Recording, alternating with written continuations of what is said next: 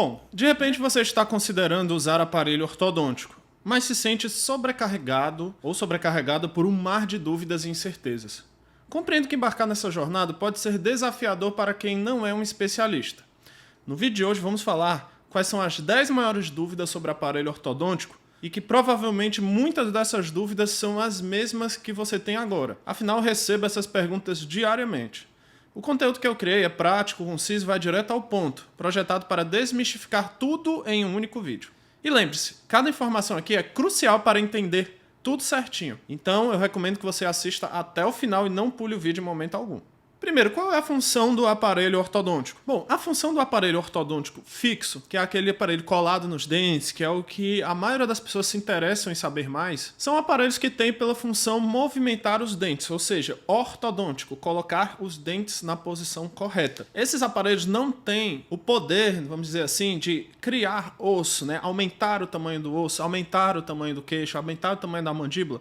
Eles têm sim efeito nos lábios, porque os lábios estão apoiados nos dentes. Se você colocar um dente um pouco mais para frente, o lábio também vai mais para frente, então eles acabam tendo efeito nos lábios. Mas os aparelhos, de forma geral, fixos, eles têm função de promover mudança na posição dos dentes. Número 2, qual aparelho ortodôntico é mais rápido? Muitas pessoas perguntam sobre isso, e isso é um equívoco porque muitas pessoas acham que depende somente do aparelho, mas existe uma série de fatores que fazem o tratamento ser mais rápido. Questões relacionadas ao paciente, né, ele comparecer mensalmente às consultas. Também dependendo do caso do paciente, quanto mais complexo o caso do paciente, mais tempo, obviamente, o tratamento vai demorar. E tem a questão muito importante que também é do profissional que está realizando o tratamento. Quanto mais competente o profissional for, mais experiente, maior tendência a ele finalizar o caso mais rápido, porque ele vai saber o que fazer, né, naquele caso específico e saber o caminho mais curto para chegar lá, né? O aparelho vai ser apenas uma ferramenta que ele vai usar para chegar no objetivo final. Número 3, quanto tempo demora para fechar o espaço de um dente com o aparelho? Bom, o dente, de forma biológica e natural,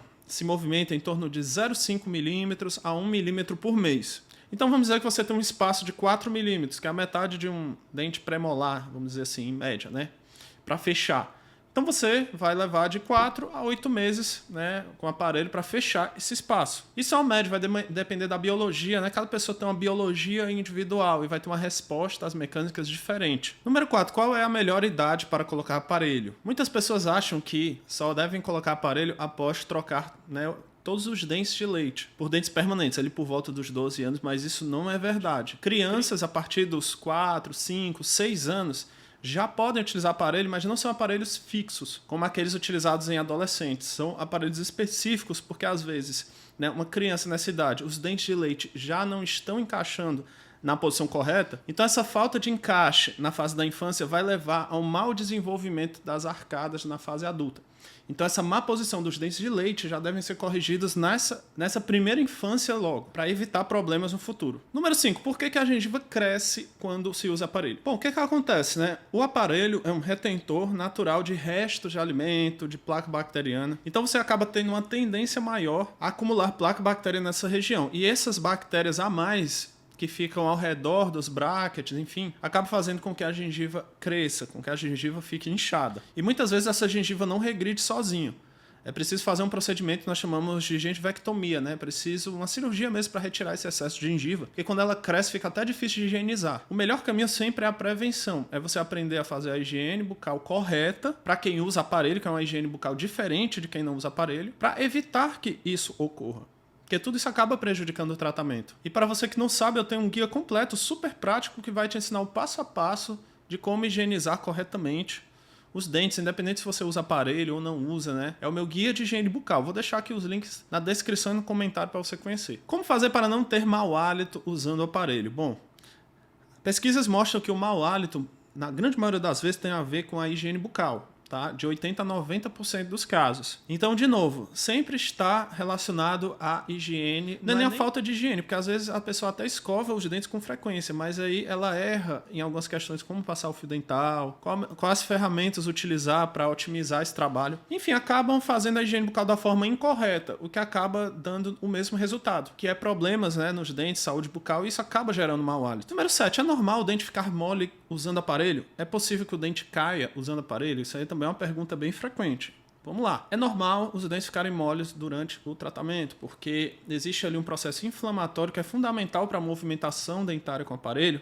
Isso envolve o abalo da estrutura do dente, para que ele consiga se movimentar de um lugar para o outro. O normal é que após tirar o aparelho, né, esse dente recupere a integridade, após alguns meses, né, de remover o aparelho. Número 8. Como o elástico arruma a mordida, né? Muitas pessoas têm dúvidas sobre o elástico, mas de forma geral, o elástico ele tem como objetivo, ele é utilizado mais do meio para o final, vamos dizer assim, do tratamento, e tem por objetivo corrigir a mordida que a gente chama, né? Existem vários tipos de elástico, mas os mais utilizados são os de classe 2 e classe 3, que são utilizados para corrigir a mordida no sentido que a gente chama antero-posterior, né? Imagina se eu estou vendo de lado aqui, né, os dentes superiores e os dentes inferiores, e vamos dizer que um está à frente do outro, né? O normal é eles se tocarem na região anterior, na região dos incisivos.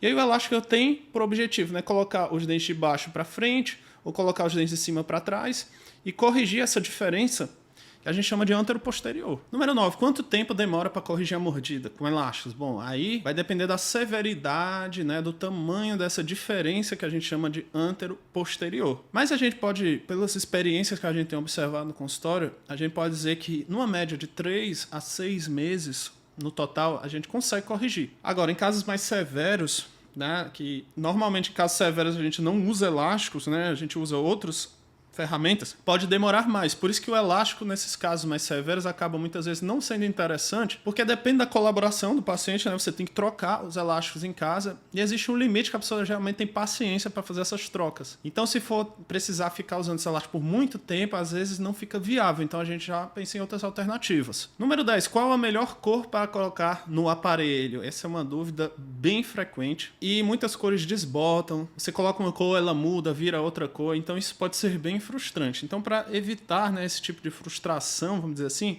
eu tenho um vídeo que é um guia, né? Esse vídeo aqui você pode clicar que vai te falar quais as cores que mais desbotam para que você evite estar usando. E também as melhores cores do aparelho, né? Eu vou deixar aqui um outro vídeo. Você tem um guia com as melhores cores. É isso, muito obrigado, espero que tenha ajudado e até o próximo vídeo.